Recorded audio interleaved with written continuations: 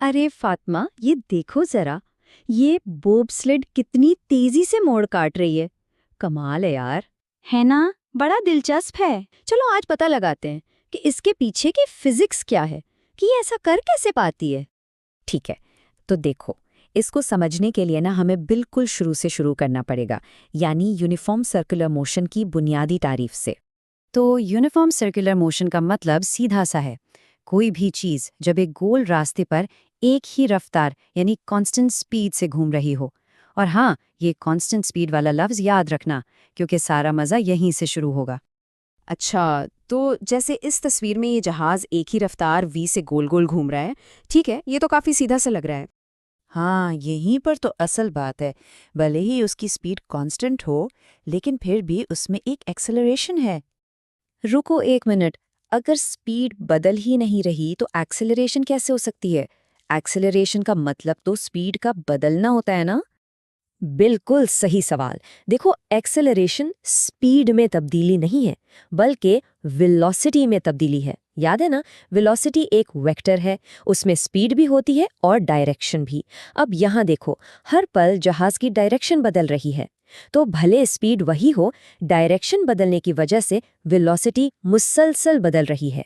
और जब हम इस वेलोसिटी की तब्दीली यानी डेल्टा v को देखते हैं तो इसकी डायरेक्शन हमेशा सर्कल के सेंटर की तरफ होती है। यही तब्दीली तो एक्सेलरेशन है। इसका मतलब हुआ कि एक्सेलरेशन भी सेंटर की तरफ है। इसी एक्सेलरेशन को जो हमेशा सेंटर की तरफ होती है सेंट्रीपिटल एक्सेलरेशन कहते हैं। और इसका फॉर्मूला है ac = v²/r। यहाँ v स्पीड है और r उस सर्कल का रेडियस है। ओह, तो इसका मतलब है कि बोब स्लेड वाले केस में बिल्कुल, जरा ये टेबल देखो। जब मोड़ का रेडियस छोटा होता है, यानी टर्न जितना तंग होगा, सेंट्रीपिटल एक्सेलरेशन उतनी ही ज्यादा होगी। इसीलिए तो एथलीट्स को तंग मोड़ पर ज्यादा जी फोर्स फील होती है। ठीक है, एक्सेलरेशन वाली बात तो समझ आ गई, लेकिन ये एक्सेलरेशन पैदा कौन कर रहा है? मतलब कोई फोर्स तो होगी ना जो इसे सेंटर की तरफ खींच रही है। बिल्कुल सही पकड़ा।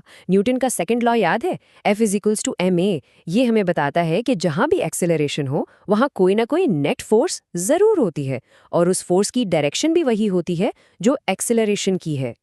और इसी फोर्स को सेंट्रिपिटल फोर्स कहते हैं।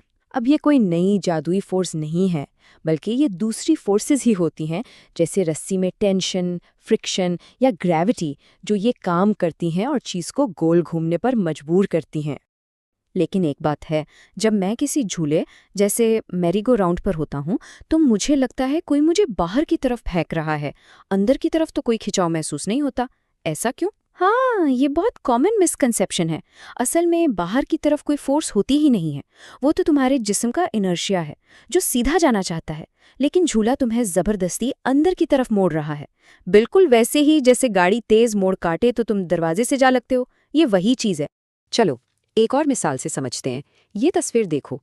इस आदमी के लिए अपनी पार्टनर को पकड़ना कब ज्यादा मुश्किल होगा, जब वो बस ऐसी साकिन लटक रही है या जब वो झूला लेते हुए बिल्कुल नीचे वाले पॉइंट से गुजर रही है? मेरे ख्याल में जब वो साकिन होगी तब। नहीं, असल में झूलते वक्त ज्यादा मुश्किल है। देखो, जब वो साकिन है तो आदमी को सिर्फ उसका वजन यानी mg संभालना है। लेकिन जब वो झूल रही है तो उसे वजन के साथ साथ वो सेंट्रीपिटल फोर्स mv²/r भी लगानी पड़ रही है, जो उसे गोल घुमाने के लिए जरूरी है। वाह, ये तो बहुत दिलचस्प है। अच्छा, तो ये बताओ, जब कोई कार सड़क पर मुड़ती है तब सेंट्रीपिटल फोर्स कहाँ से आती है? देखो, अगर सड़क बिल्कुल सीधी है तो ये फोर्स टायर्स और सड़क के बीच की स्टैटिक फ्रिक्शन होती है। लेकिन अगर बहुत तेज मुड़ना हो, जैसे रेस ट्रैक्स पर, तो सिर्फ फ्रिक्शन काफ़ी नहीं होती। इसीलिए वहाँ सड़कों को थोड़ा टेढ़ा, एक एंगल पर बनाया जाता है। इसे बैंक्ड कर्व कहते हैं।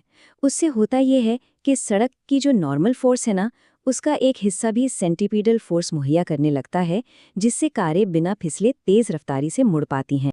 और इसके पीछे की मैथ्स भी बड़ी सीधी सी है। पहला स्टेप, नॉर्मल फोर्स का जो वर्टिकल हिस्सा है वो गाड़ी के वजन को बैलेंस करता है। दूसरा स्टेप, और जो हॉरिजॉन्टल हिस्सा है वो सेंट्रीपिटल फोर्स देता है। और बस तीसरे स्टेप में इन दोनों को मिलाकर हम इस बैंकिंग के परफेक्ट एंगल का फॉर्मूला निकाल लेते हैं। चलो अब एक आखिरी और सबसे जबरदस्त मिसाल देखते हैं। ये मोटरसाइकिल वाला लूप द लूप स्टंट। हाँ, मैं हमेशा यही सोचता था कि ये बाइक वाला जब बिल्कुल उल्टा होता है तो नीचे क्यों नहीं गिरता। इस डायग्राम को देखो, जब बाइक लोप के बिल्कुल ऊपर यानी उल्टी होती है तो ग्रेविटी भी उसे नीचे खींच रही होती है और ट्रैक की नॉर्मल फोर्स भी नीचे की तरफ होती है, यानी दोनों फोर्सेस सेंटर की तरफ हैं।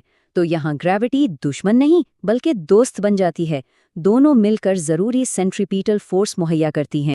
तो अब सवाल ये है कि कम से कम कितनी स्पीड चाहिए कि वो ट्रैक से चिपका रहे।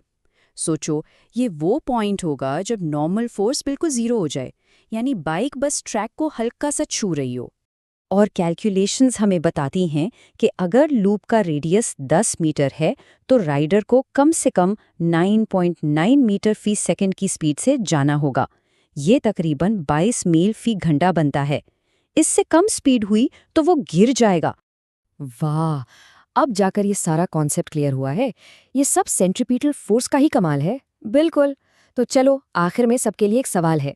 हमने देखा कि सेंट्रीपेटल फोर्स खुद कोई बुनियादी फोर्स नहीं बल्कि दूसरी फोर्सेस एक किरदार अदा करती हैं। तो सोचें, अपनी रोजमर्रा जिंदगी में इसकी और क्या मिसालें हो सकती हैं।